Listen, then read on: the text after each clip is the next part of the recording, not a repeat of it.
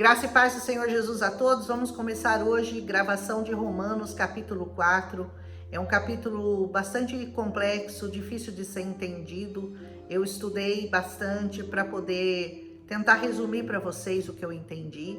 Se vocês ficarem com alguma dúvida, vocês depois me perguntam. Eu vou tentar explicar de uma maneira bem clara, bem simples, aquilo que é bastante complexo.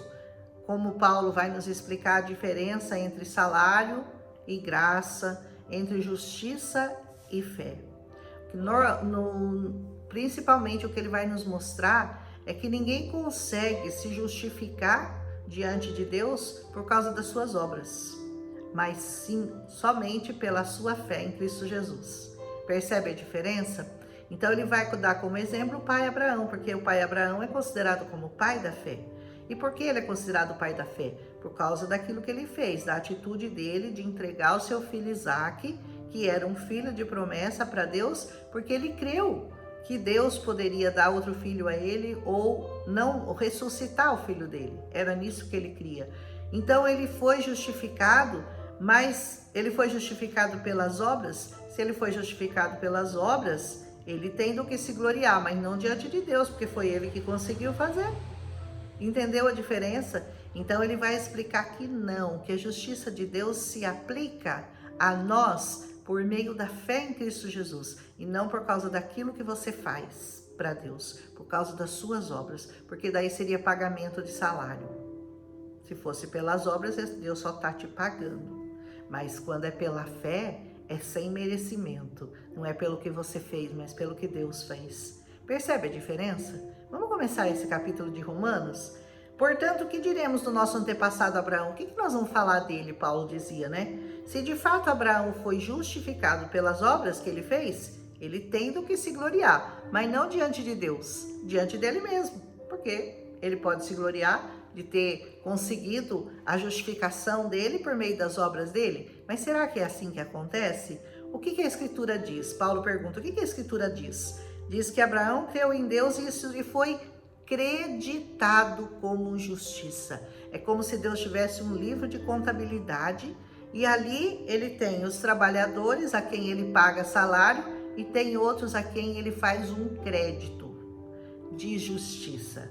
Abraão diz que recebeu um crédito, não foi pagamento de salário, foi crédito de justiça.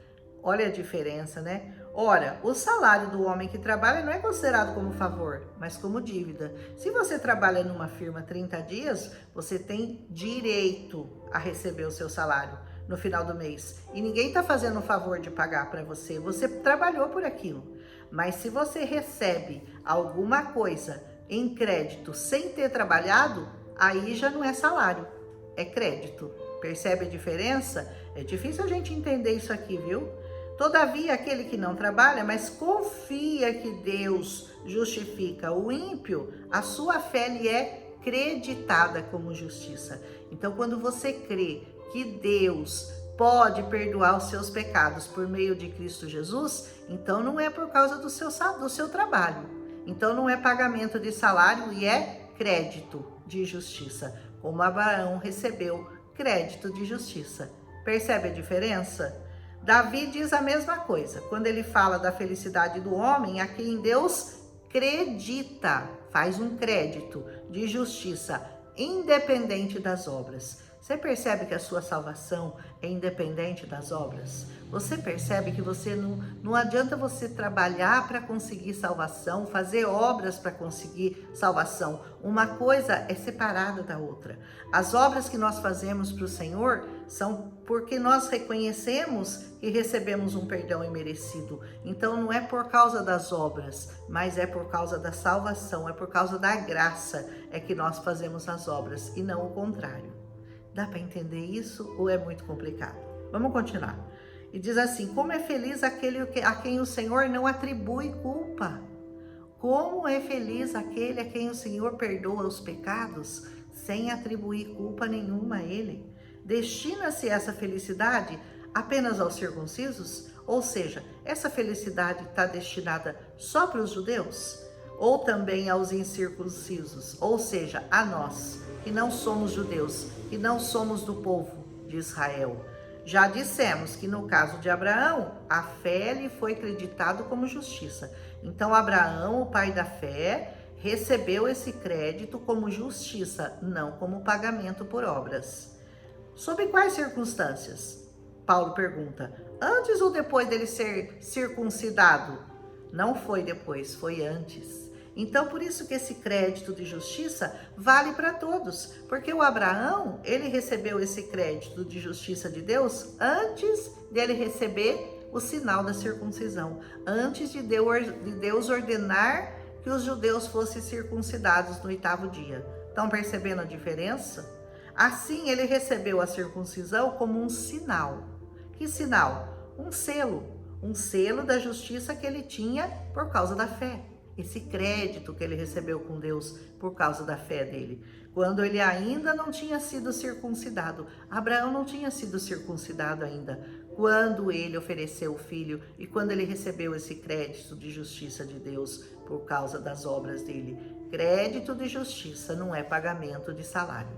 Percebem? Portanto, ele é o pai de todos os que creem, sem terem sido circuncidados. Então, Abraão é nosso pai. Ele é pai de todos, mesmo daqueles que não são judeus, que não receberam a circuncisão, que não receberam o sinal, que não receberam essa marca dos judeus, a fim de que a justiça fosse creditada também a eles. Eles somos nós. Então, a justiça de Deus foi creditada a nós também, por meio da fé do pai Abraão, que começou toda essa experiência com Deus, né? Ele nos mostra um caminho mais excelente. Ele nos mostra que você pode confiar no Senhor, independente da sua situação, que parece impossível. Porque Abraão creu no impossível de Deus. Como que ele ia ter um filho com 90 anos, 100 anos, a mulher com 90? Não tinha como. E ele creu. Por isso foi imputado a ele como justiça. Não foi mediante a lei que Abraão e a sua descendência receberam a promessa de que ele seria o herdeiro do mundo, mas mediante a justiça que vem da fé.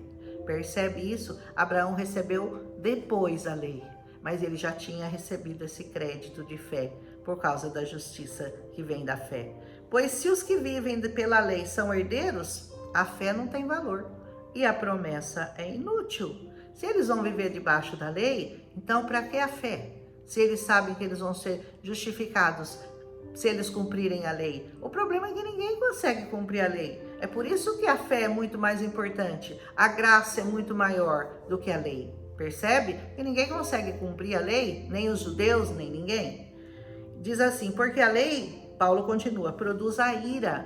E onde não há lei, não há transgressão. Quer dizer que se eu não conheço a lei, eu posso cometer o pecado que eu quiser. Eu não estou transgredindo porque eu não sei. Eu não conheço, e tem essa possibilidade de você, desconhecendo a lei, pecar contra ela e achar que vai ser salvo porque você não conhecia. Nós estamos, de qualquer forma, nós estamos cercados pelo Senhor. Se você tenta cumprir a lei como um judeu, mas você não vai conseguir, e você não está debaixo da graça, você não consegue obedecer a lei. Entendeu? É complicado. Portanto, a promessa vem pela fé, para que seja de acordo com a graça. Veja bem, promessa vem pela fé, para que seja de acordo com a graça. E assim, seja garantida a toda a descendência de Abraão, não apenas aos que estão debaixo do regime da lei, que são os judeus, mas também aos que têm a fé que Abraão teve. A fé de Abraão nada mais é do que uma coisa a ser imitada. Ele vai explicar essa fé aqui, crer contra a esperança. É muito lindo esse capítulo de Romanos, é muito profundo, mas você precisa ler várias vezes para você entender de como que funciona a justiça de Deus. Porque a justiça de Deus não funciona de acordo com a nossa razão, não funciona de acordo com aquilo que a gente acredita. É uma coisa muito superior, é uma coisa muito inacessível, por isso que é pela graça, pelo perdão imerecido, porque a nossa capacidade humana não alcança essa coisa que Deus colocou para nós, para produzir em nós a fé. Abraão era só um exemplo. Abraão é um modelo de fé para nós. Amém? Ele é o pai de todos nós, diz essa palavra. Como está escrito? Como que está escrito de Abraão?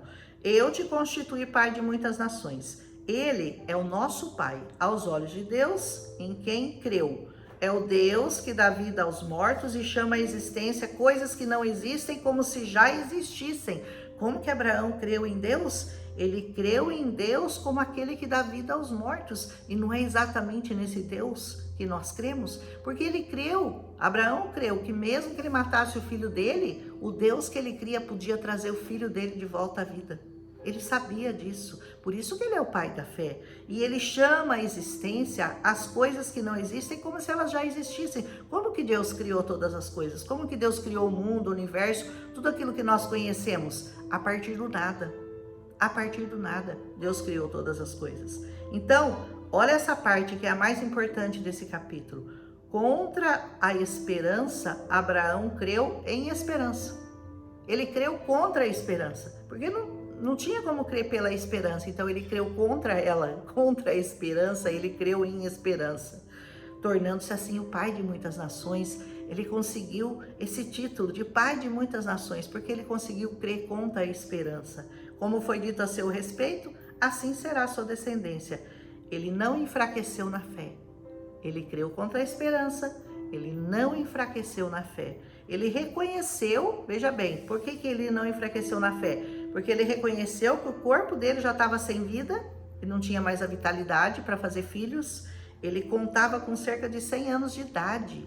E que também o ventre de Sara não era mais um ventre fértil. A Sara também já estava lá nos seus 100 anos. E mesmo assim, ele não duvidou da promessa. Ele não foi incrédulo em relação à promessa de Deus, mas ele foi fortalecido na sua fé e deu glória a Deus, estando plenamente convencido. Veja bem, olha essa palavra, plenamente convencido de que ele era poderoso para cumprir o que havia prometido. Deus não havia prometido para ele que ele seria pai de multidões?